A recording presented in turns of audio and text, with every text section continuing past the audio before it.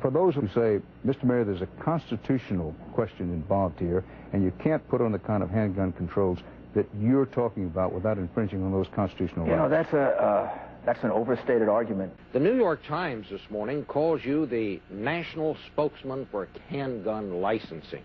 The city today filed a lawsuit against 24 major gun manufacturers and distributors, and the suit alleges a number of illegal practices on the part of the defendants, deliberately manufacturing many more firearms than can be bought for the legitimate purpose of hunting and law enforcement. And with seizing guns, there's no question that we have to get much better control over the number of handguns. We can only go so far unless the federal government passes a law. The simple fact is we have to try to fight back. We just can't sit here and let this kind of carnage go on.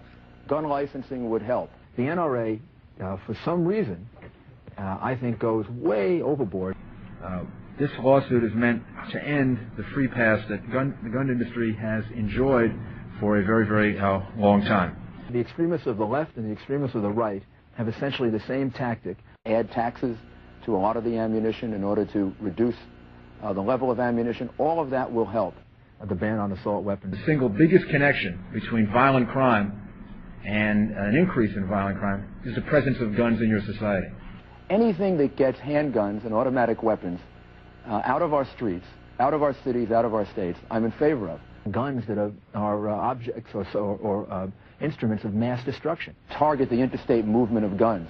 Let's have national licensing and gun control. They're really victimizing us at this point with the craziness of this. You can buy any gun you want, any place you want. You wait 5 days. Confiscation of handguns in an illegal way.